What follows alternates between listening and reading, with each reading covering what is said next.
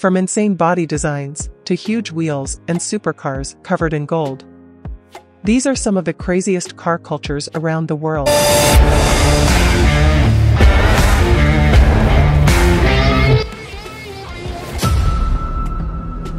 Alright, let's start with Bosozoku in Japan. This is another crazy car that is super fast and strong on the road. The distinctive design of this cars makes them so difficult to ignore. The front face jut out 3 to 5 feet from the vehicle's body, and the exhaust pipes stretch outwards and up in the air.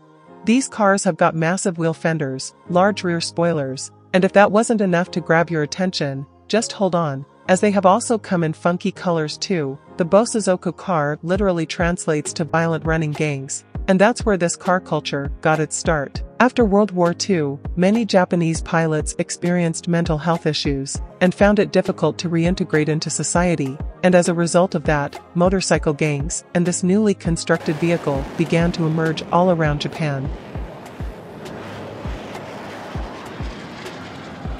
This bike's had enormous, colorful flags and unusual straight pipe exhausts that is so loud, which you could hear them from a mile away when they are on the road. These cars' modifications passed the lead to Group 5 race cars of the 80s, like the Nissan Skyline Turbo Super Silhouette, Lancia Beta Monte Carlo Turbo, and the old Toyota Celica LB Turbo, and that brought us to number 2 on our list, the VIP-style cars of Thailand.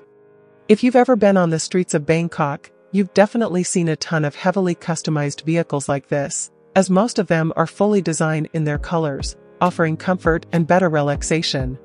Thailand's VIP-style automobiles were created when the locals decided to take matters into their own hands, because real VIP category cars were too expensive to buy or maintain, as these cars look super luxurious and so expensive to maintain. People modify all kinds of automobiles in this VIP style. People give vehicles like Hondas, Toyotas, Mazdas, Subarus, and Nissans a completely new appearance by lowering and widening them, adding aggressive-looking wheels, suspensions, and installing body modifications. But this vehicle's interior are heavily customized, with an amazing lining. The interiors and lighting in this car gives it a poppy colors, and that makes these cars stand out among others at night, with numerous displays and audio systems that are well installed to keep and entertain both the driver and passenger on board.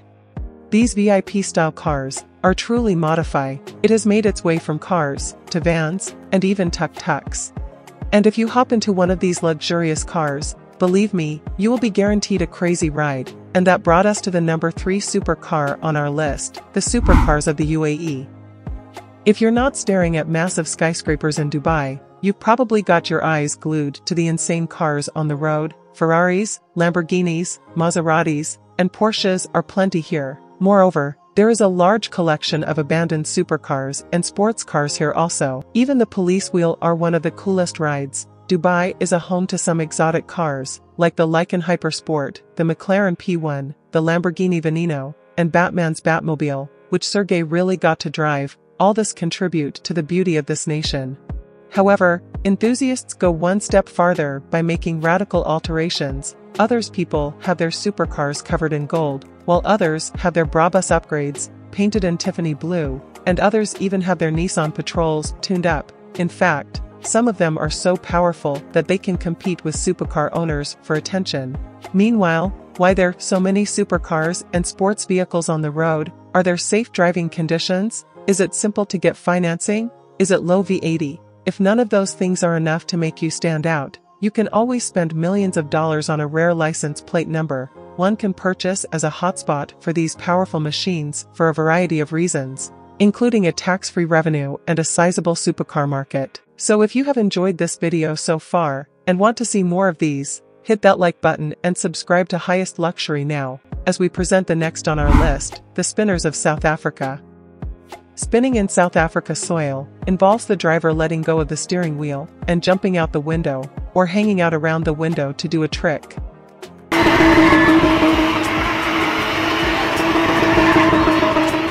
It's dangerous, loud, and scary to watch, but impossible to look away.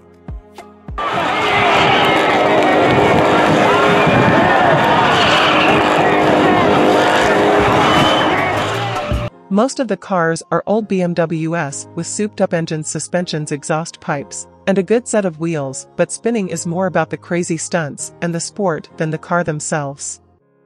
It first appeared in the 1980s when gangsters would spin to display the automobiles they had stolen or to pay respect to the funeral of a fallen hero. Spinning was more of an underground hobby until it was formally recognized as a motorsport in South Africa in 2014. By doing this, the authorities were able to keep crowds safe with barriers becoming mandatory, and with Red Bull launching an annual spinning competition in 2019, this underground activity has grown in mainstream popularity. Coming next on our list is the classics of Cuba. Cuba has one of the most unique car cultures in the world. Its streets are dotted with American classics from the 1930s to the 50s, and it makes you feel frozen in time. But how did these vintage beauties get here? In the early 20s, Cubans imported around 143,000 cars from Chevrolet, Ford, Cadillac, Dodge, and Buick. But after the revolution in the late 1950s, Fidel Castro banned American cars and parts, so Cubans had to find creative ways to repair them with parts from other cars to keep them running over the years. All these finally become family treasures after being handed over to generations. The Russian larder is another classic that grew in popularity after the ban on American cars. The government provided doctors, athletes, engineers, and scientists on the island with this boxy but durable vehicle in the 1970s. The larder is another generational treasure. Therefore, if you see someone riding in one on the streets of Havana, you can assume that their grandparents were prominent citizens in the past, as that brings us to the final one on our list, the Dunks in US. Dunks are part of the family of high-rises, but Dunks are special, and this nickname is typically given to a customized 1970 Chevrolet Caprice or Impala. These cars are modified with high suspensions.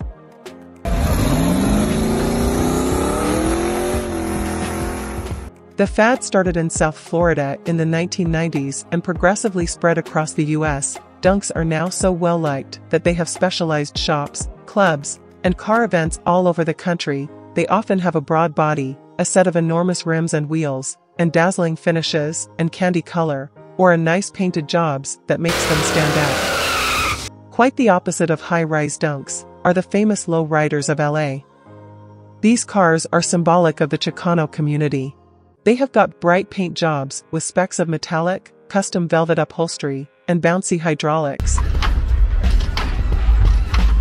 The practice dates back to the 1940s in Southern California, when Mexican-American World War II veterans started modifying their Chevrolets to stand out on the road. They added weights to lower the body and gave them cool paint jobs, and tinkered with the engines so that, in contrast to the fast hot rods, their cars were distinctively low and slow. There are other insane cars, like the boy races in the UK, Ruga in Sweden, that reflects the American grease culture of the 1950s, the Tron-style cars in China, and Decorator in Japan, just to name a few. So what car cultures do you love? Let me know in the comments below. So please like this video, and don't forget to subscribe to Highest Luxury for more. Bye for now, and see you next time.